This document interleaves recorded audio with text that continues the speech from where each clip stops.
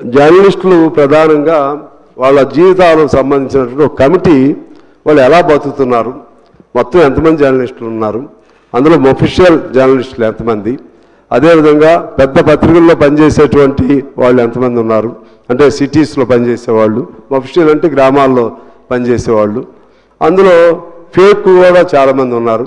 ఏదో సోషల్ మీడియాలో ఒకటి పెట్టుకుని ఈ ఇబ్బంది పెట్టి సోషల్ మీడియాలో ఎవరు పడితే మీద పడితే వాళ్ళపైన ఇష్టం వచ్చిన కామెంట్లు చేస్తూ బ్లాక్మెయిల్ చేసే వాళ్ళు కూడా ఉన్నారు. కానీ దాన్ని స్క్రీనింగ్ చేసి మంచి జర్నలిస్టులు అనుకునే వాళ్ళని వాళ్ళకి అవసరమైతే వాళ్ళ ఆరోగ్యం, వాళ్ళ చదువులు, వాళ్ళకు ఒక పెన్షన్, ఎందుకంటే లైన్ అకౌంట్ అని ఉంటుంది అధ్యక్ష, ఈ లైన్ అకౌంట్ కూడా ఇవ్వలేకపోతున్నారు చాలా పత్రికలు. ఆ విధమైనటువంటి అంశాల్లో ఇళ్ళు, దానిపైన స్పెషల్ పాలసీ ఏదైనా జర్నలిస్టులకు సంబంధించి చేపట్టాలని చెప్పి ముఖ్యమంత్రి గారికిను సంబంధిత మంత్రి శ్రీనివాస్ రెడ్డి గారికి నేను విజ్ఞప్తి చేస్తా ఉన్నాను అధ్యక్ష. ఇప్పుడు మా దగ్గర జర్నలిస్టులకి ఇళ్ళు ఇస్తామన్నారు. ఖమ్మంలో అయితే ఆల్రెడీ ఇచ్చారు, అంతకుముందు స్థలం ఇచ్చారు, కానీ ఇప్పుడు ఇవ్వలేకపోతున్నారు. కొత్తగూడెంలో ధర్నాలు చేస్తున్నారు. ఆ ధర్నాలు వాళ్ళకి తెలియదు కదా, ఎమ్మెల్యే ఏం చేయట్లేదు, మంత్రులు ఏం చేయట్లేదు, మా మీద పెడుతున్నారు.